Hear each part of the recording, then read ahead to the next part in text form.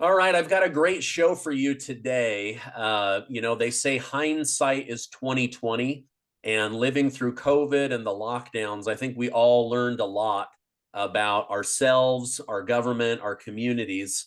And so today I have a special guest with me. I have the former Surgeon General for the United States of America, Dr. Jerome Adams, to help me go over questions that I have that I think you guys have as well. So, Dr. Adams, thank you so much for coming on the show today. Oh my gosh, I'm so glad to be here with you. We are in the midst of yet another surge. And one of the frustrations that I have, and I know that your viewers and listeners have, is why does it seem like Groundhog Day? Why does it seem like we're having these same conversations and making the same mistakes over and over and over again? And we're we're 3 years out now. I think it's a really good time for reflection. And so I appreciate the opportunity to do some of that with you. Yeah.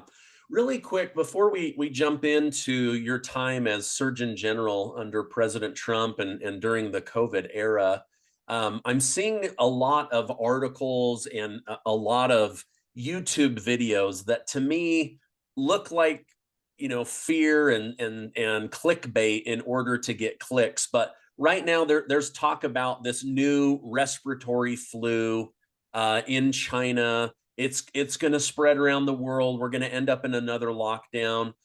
Just from your own study or reading, is this something that we need to just be aware of, or is it something that is going to become serious? What are your thoughts on this new respiratory influenza they're talking about in China? Well, that's really a great place to start. And as I mentioned, we keep making the same mistakes over and over again. And the most honest answer that I can give you to your question is, I don't know. And the second most honest answer I can give to you is, we've been here before. So every winter during cold and flu season, something pops up somewhere around the planet. And we go, uh-oh, is this going to be the big one?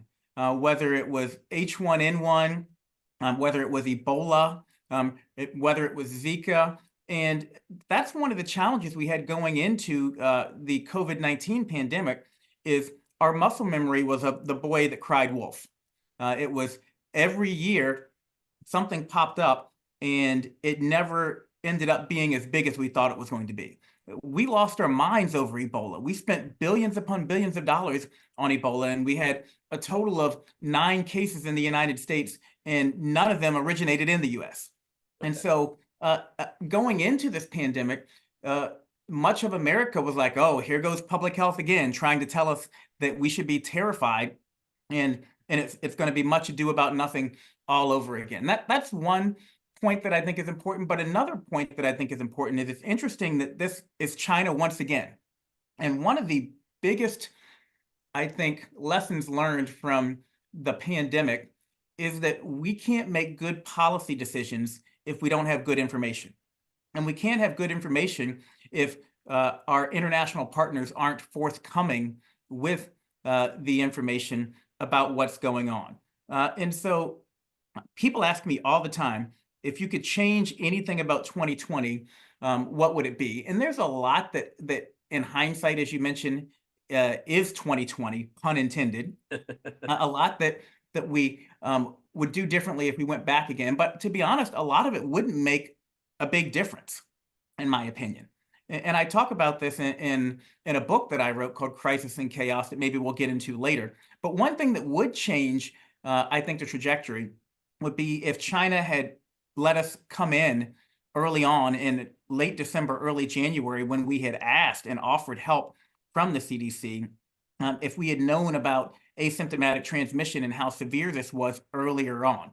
And we're seeing deja vu all over again with this new respiratory pneumonia in China, where they just aren't sharing information with us to be able to understand, is this bacterial? Is this viral? How severe is it?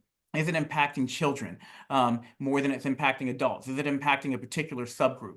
So again, to wrap it up, the honest answer is I don't know. And the big reason I don't know is because China is not sharing with us the information we need to understand what's going on there. And if we can't stamp it out there, then yes, it is going to be a threat to spread continually. And that's something that we need to remember too. When we were dealing with Ebola, a lot of people said, "Why are we so focused on a virus that's in Africa?" Well, I think Ebola showed us, and COVID certainly showed us that there's no infectious agent that's more than a plane ride away from your front door. Um, and so it is important that we have good international cooperation when it comes to and public health threats. Yeah.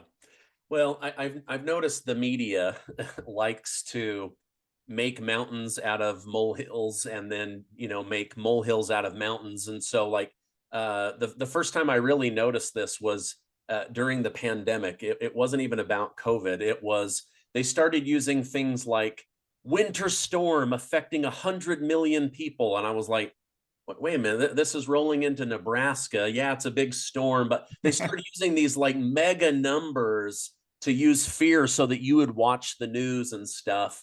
I know in other interviews, you've mentioned that during the COVID lockdowns, there were many agenda driven media personalities spreading misinformation. Could you maybe tell me a little bit more about what you meant by that, and some examples?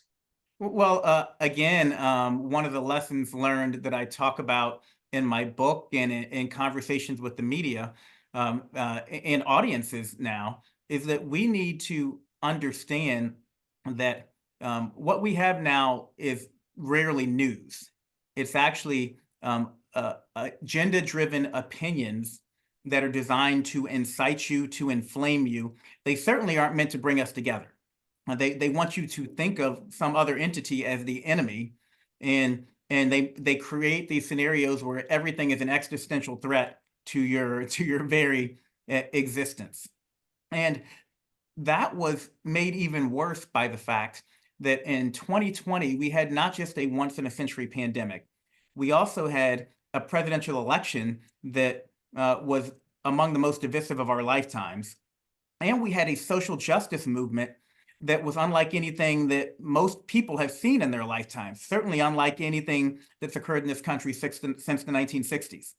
And so I'm out there talking about COVID, and someone else is trying to frame it through the lens of you're pro Biden or you're pro Trump in this incredibly consequential election.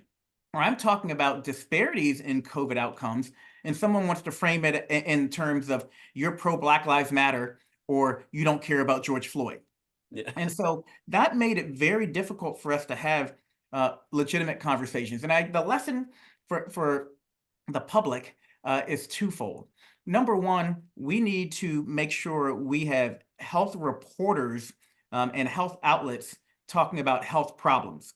Because if you don't, they're going to frame it through a lens that fits their agenda. And then as individuals, we need to recognize where we're getting our information from and understand if they are agenda driven, and if they have a bias, so that we can appropriately assess what they're telling us. There are so many examples of that from 2020, but I'll give you a really quick one that I think your viewers will appreciate. It was July 2nd, I believe, of 2020. And President Trump had announced he was going to have a 4th of July rally at Mount Rushmore. And the media, particularly CNN, NBC, the left-leaning outlets, lost their minds. And they asked me to come on. And what they said to me is, Dr. Adams, can you come on and talk to people about how to stay safe on the 4th of July? And I said, sure, I'd love to do that. That's my job as Surgeon General. So I'm sitting there waiting in the green room, and here's the lead in. Donald Trump wants to hold a maskless rally this 4th of July. Our experts say millions could be infected and thousands could die. Coming up next to explain, Donald Trump, Surgeon General. And that's the lead in for me to come on and talk about staying safe on the 4th of July. And I went on the show and I actually said, look, I want people to understand their own personal risk. I want them to understand the tools that we have to try to stay safe. And then I want them to make a smart decision. But it's not my job to tell them what they should and shouldn't be doing. And there was intention behind that, because if I'd said on CNN or NBC, you shouldn't go to a 4th of July rally to see the president of the United States, I knew I was going to have to go on Fox or Newsmax and explain why then it was okay to go to a George Floyd rally, because the Yeah. virus doesn't care which of those rallies you go to. Yeah. But you saw very different pandemic arguments being made on those different news outlets, and they would defend one and not the other. And it wasn't because of the science or health; it was because of their agenda and their own inherent political beliefs about what was valuable and what was not. And so we need to recognize that we're not always getting the scientific truth. Often, what we're getting is a political or a cultural or a value driven agenda, and that can lead us astray. Yeah, yeah, no, that's I'm glad you reminded me of that because it's been enough time, but I do remember that where it was like, okay, it's okay to go to these Black Lives Matter, but don't go to a Donald Trump thing. And then they would hold something at the White House, and it would always be, oh, these maskless meetings. Oh, they're shoulder to shoulder without mask, and it's like they kept making this virus very, very political. I mean, it might as well have been the third party running on the presidential ticket, because it was just brought up. And I remember, and I think you wrote about this in your book as I was reading through it, that while Trump was in office, you had people like Governor Andrew Cuomo saying, oh, well, if a vaccine comes out under Trump, I'm definitely not taking it. Mm-hmm. And Kamala Harris, then Senator Kamala Harris, oh, I'm not taking it either. And then you have Republicans being like, hey, why don't you want our president's medicine? Well, then they switch, and all of a sudden Republicans are like, I'm not taking a Joe Biden vaccine. So It was literally the very only. It's amazing how who supported the vaccine and who was against it literally flipped on November 4th of 2020, and yes. it had nothing to do with the science, nothing to do. It had everything to do with politics, and I try to say to folks, health is inherently political. It is. So when people say health should be apolitical, that's not realistic. When you look at access to healthcare and who pays for it, when you look at drug policy, when you look at women's health issues, when you look at guns, these are all political issues. But what I hope is that we can approach them in a nonpartisan or less partisan way. Yes, who's in office and the laws that they put in place will impact public health, but hopefully we can approach at least a discussion in a scientific manner, in a nonpartisan manner, and not say, a big example of this is Obamacare.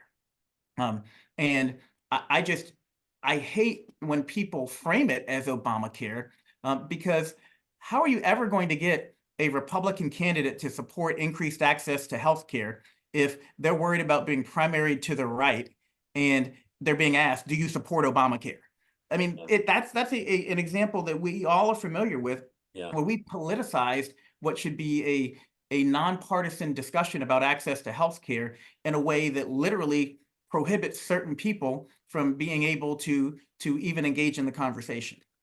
Yeah, they throw in Obama and then care, and oh, I don't want Obama caring for me, like, yeah, again, Exactly. there's just making everything political. Speaking of that, I did notice during the pandemic that many citizens, many voters, all of a sudden, like, started looking to their politicians as if they were doctors, and as if they knew more about science than even like somebody like you that was put in charge of national health. All of a sudden it was like, oh, well, I'm going to trust my senator, and he or she has this opinion, and they do this, and but when they're on vacation they don't do that. And so Mhm. were the politicians actually helpful during this time, or were they more detrimental as they kind of pretended to be doctors at times? Well, it's interesting you say that, because the tail definitely did wag the dog, and it continues to when it comes to COVID. And what I mean by that is that people pick the policy outcome that they want, and they work backwards, and then they seek out scientific or medical information that they feel supports their policy position that they already want to adopt. Additionally, we saw that, and it's funny, people forget that we did come together around COVID for about 4 to 6 weeks. Late February till about early April of 2020, people were making masks for one another. Companies were making hand sanitizer. Everyone really did come together, and you can actually look at polls. Then all of a sudden, the politicians started to see that they could gain advantage by taking a particular position on COVID. Mm. Joe Biden was actually polling behind Bernie Sanders during the early pandemic, and Bernie Sanders didn't want to talk about COVID because he was a 80-year-old guy who just had a heart attack. So hey, I don't want to say you should be scared of COVID because then all of a sudden that puts the spotlight on me. Well, this is, you can actually look this up in the news articles and in the polls. The more Joe Biden talked about COVID, the more he moved ahead of Bernie Sanders, and painted a distinction between he and Donald Trump. And it became a big election issue. And in turn, Donald Trump very much then took the opposite extreme. And it made it, as I mentioned, extremely difficult for doctors to have conversations about it. Another challenge was social media. I love social media. I love the access that it has given to the common man. But once upon a time, you couldn't just run into a medical convention without any credentials and grab a microphone and start spouting off whatever it is you wanted to spout off about the topic being discussed. You'd be kicked out. You'd literally be kicked out, or you'd at least have to prove that you had the credentials and the education to be able to belong there and engage in that discussion. On social media, it doesn't matter that I'm an MD with a master's in public health who's been Surgeon General of the United States and who ran a state health department. Still, any anonymous account will pop up on there and has an equal voice to mine in a back and forth on Twitter. And people will say, yeah, that person's right. This former Surgeon General, MD, MPH doesn't know anything, and it makes it very challenging. And I think it's incumbent upon us to number one, figure out how we give people a voice, because I do like that town hall feel of COVID, and I'm of social media, and I'm very active on Twitter, on X. And I do engage with people because I want to hear their concerns, but we also need to understand that expertise matters. You wouldn't take legal advice if you were on death row from someone who was anonymous on Twitter over your lawyer. You wouldn't take electrical advice from some random person on Twitter over your electrician who's building your new house. But yet people are very willing to take anonymous advice on Twitter and say that it's far surpassing anything that you're going to get from Tony Fauci, who's been doing virology for 50 years, or from the Surgeon General of the United States, who actually takes care of COVID patients in the hospital on a weekly basis. Yeah, yeah. Well, and it got a little, again, the media, I'm looking at the media, right? So here's a good example.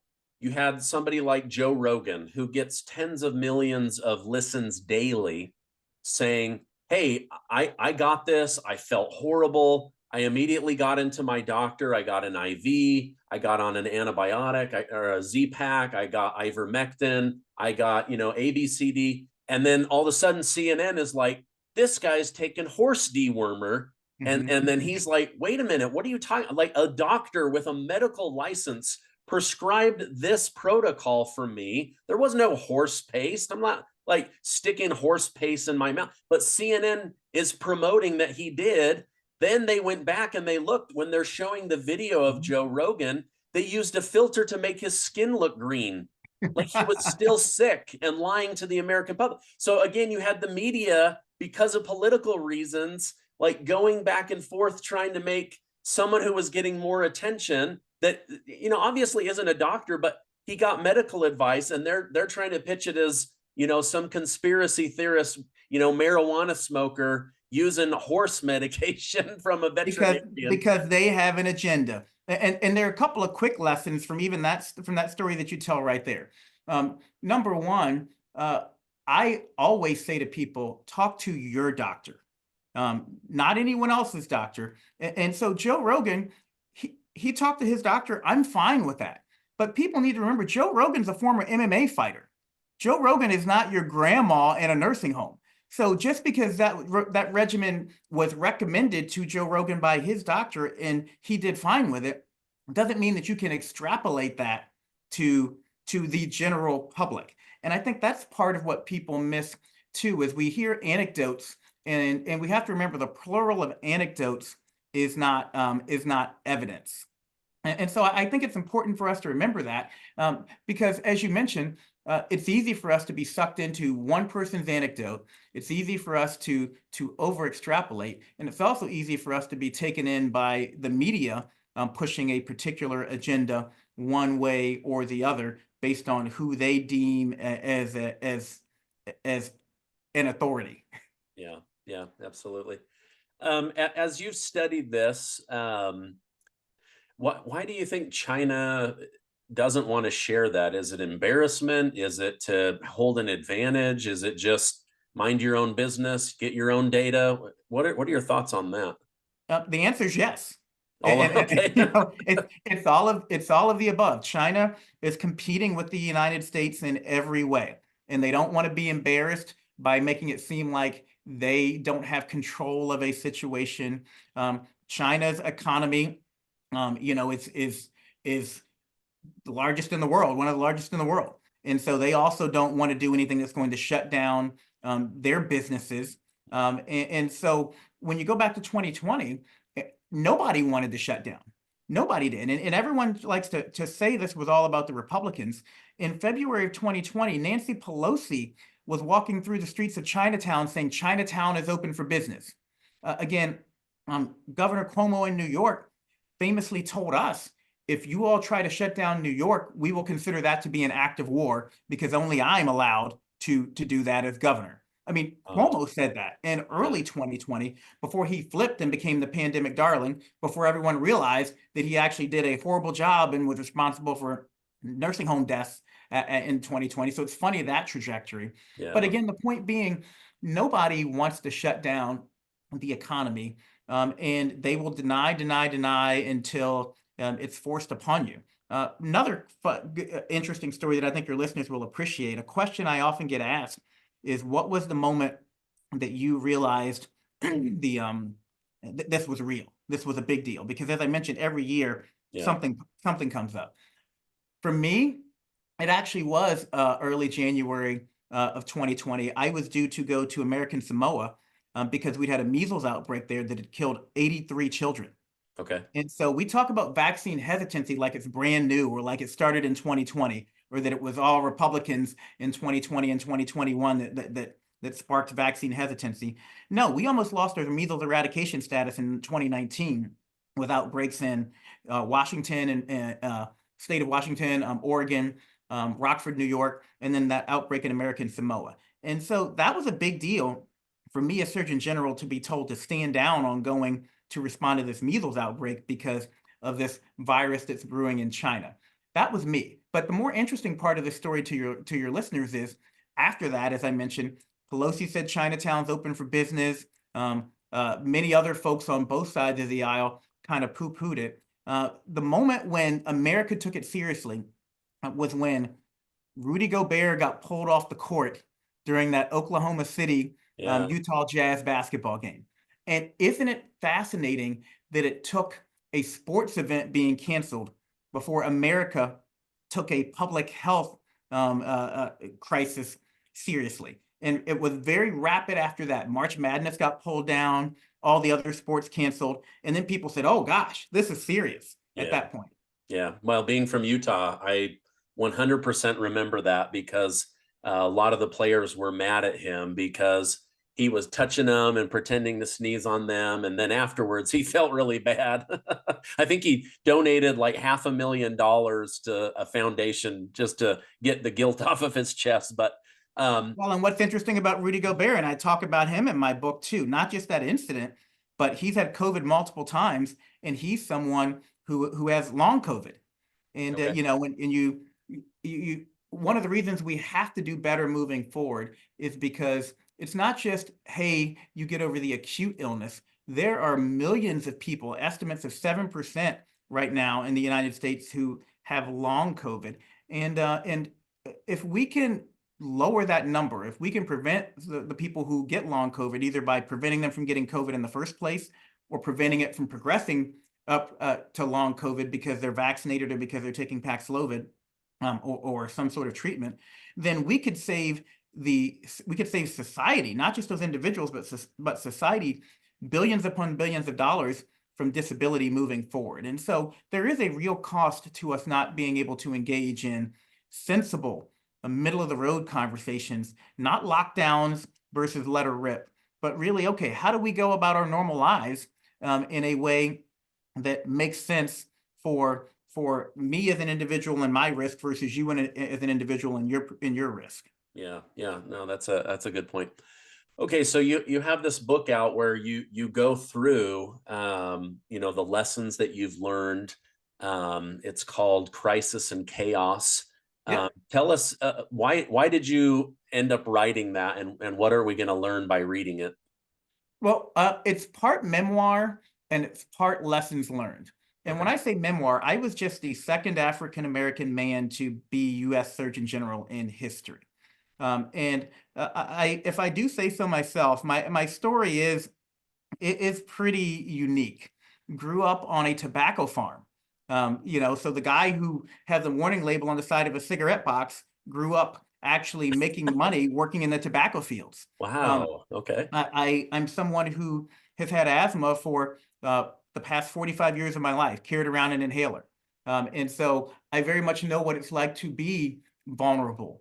Grew up in a rural community, so I know what it's like not to have access to care when everyone else out there assumes that the care is readily available. Yeah. So I brought a lot of that to my position as Surgeon General, and it's why I stayed at the table even when it got hard, even when people were advising me to walk away or to quit, because there are too many people who don't have a voice.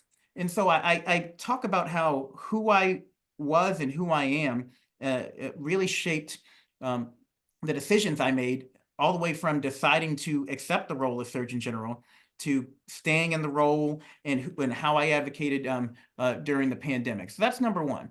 But number two, it's hard to reflect when you're still in the fog of war. 2020, 2021, we were still in the fog of war. Um, we're now at a point where shame on us if we can't do a critical assessment of what went wrong, what went right. And there are lots of things that went right. Operation Warp Speed, we developed a vaccine in less than a year, and that's changed drug discovery for many other diseases moving forward, and it's going to save lives. Telehealth increased by 7,000% during the pandemic. There's lots that we can take out of this and scale up in a good way, and there's lots that we don't ever want to do again. And I use this book to kind of walk people through, hey, this is what happened, and here's what you don't remember about that time. As I mentioned, the 4th of July rally versus the Black Lives Matter rally. I Yeah. hear, the Kamala Harris comments about I won't trust the vaccine in October, but in December, when we're now elected, all of a sudden everyone should get vaccinated. I walk people through it, not in a partisan way, but to say, hey, we keep making the same mistakes over and over. And final point I'd make to drive home this point is it was October 2020, the last presidential debate. And Joe Biden reflected on the fact that 200,000 people had died from COVID at that point. And he said any president responsible for this many deaths should no longer serve, should step down. That is a quote from the last presidential debate. And America ate it up. Said, you're absolutely right. We have to do better. Well, fast forward to 2021. Biden administration had been in the office for a year. And by the end of that year, over 360,000 people had died under the Biden administration. That's despite vaccines, despite masks, despite home testing. And this isn't me trying to criticize the Biden administration. And I don't do that in the book. I don't criticize and try to point partisan fingers. It's me saying, how did we manage to do worse under an administration that ran on doing better and had more tools than More what we had in advantages. Yeah. 2020? Yeah, And that's a so the good point. point is that we have to ask ourselves, what are the root causes of these issues? And one of them is our poor baseline health. America actually didn't do horribly in 2020 compared to France or the UK or many other European nations in terms of actual transmission. Even though people want to point fingers and say, if only Donald Trump had told people to wear masks, this would have never happened. We actually had transmission rates that were very similar to France and the UK. Where we did horribly was on something that Donald Trump had very little control over. And that's once you got COVID in the United States, you were much more likely to be hospitalized and die in 2020 if you were from America than from these other European countries. And that's because we're more obese, we have more diabetes, we have more high blood pressure, we have baseline health that puts us at risk for any number of different diseases. And if we don't actually reflect on that and try to build better baseline health, we're going to continue to see this happen, whether it's COVID or whether it's flu or RSV or whatever the problem du jour is. Yeah, no, that's interesting. We were all so busy like trying to get through it that we weren't really comparing ourselves to other places. Going, okay, why are we seeing more deaths compared to these other places? But yeah, that baseline health is really, really important. Dr. Adams, I want to thank you for coming on. I'm going to make sure to put a link down below to your book. If people want to follow you online, what's the best way to do that? I am on Twitter or X at Jerome Adams MD. That's also my handle on Instagram and on LinkedIn. And I'll tell you, the most rousing endorsement I got from my book was from my wife. Okay. She is not at all scientific, and she read it in about 3 days, and she said, "Wow, it's actually pretty good, and it's not at all what I thought it was going to be. It's not heavy on policy. There are a lot of fun and funny stories in there. I talk about Oprah Winfrey and a conversation I had with her that really changed a lot of the way I thought about engaging with the media during the pandemic. I talk about a fight I got in with Axl Rose in 2020. Axl Rose, people don't know, hates Donald Trump and therefore hates anyone associated with Donald Trump, and made some, and attacked me by proxy without really understanding what I was saying, and that I wasn't being political. And so there's a lot of fun stories in there. It's an easy read, but most of all, I hope people will read it and reflect on how we all can do better as individuals and as a society, because shame on us if we don't, when we look at how many lives we've lost. And when we look at the fact that, again, we keep making the same mistakes over and over despite those lives lost. Yeah, yeah, no, thank you. That's good information. Thank you so much for serving as Surgeon General, doing everything you could. I mean, you were basically thrown curveball after curveball. We can all look back and see what we think was right and what was wrong. But when you were in the fog of war, not knowing what was, coming, you guys did your very best. And I just want to say thank you for everything you did, and thank you for coming on the show. Thank you. It's an honor to be a public servant. I come from a military family, and that's the final thing I'd say to your viewers and listeners is public health officials out there, they aren't nefarious. They aren't out there trying to hurt people. They're humans and they make mistakes sometimes, but we need to really appreciate those who step up and are willing to take on underpaid jobs to protect our public's health and to protect our country. And I did the best I could. I'm also very honest about the mistakes that I made and that others made, because I don't want people to keep repeating my mistakes moving forward. But I appreciate you saying thank you for your service, and I hope folks out there will thank others for their service. I don't need your thanks, but a lot of folks out there who've been beat up and are being beat up do need your thanks, because we're all going to suffer if we don't have good people willing to serve our country. Great. Well, happy holidays, and thank you again for coming on. Yep. Take care.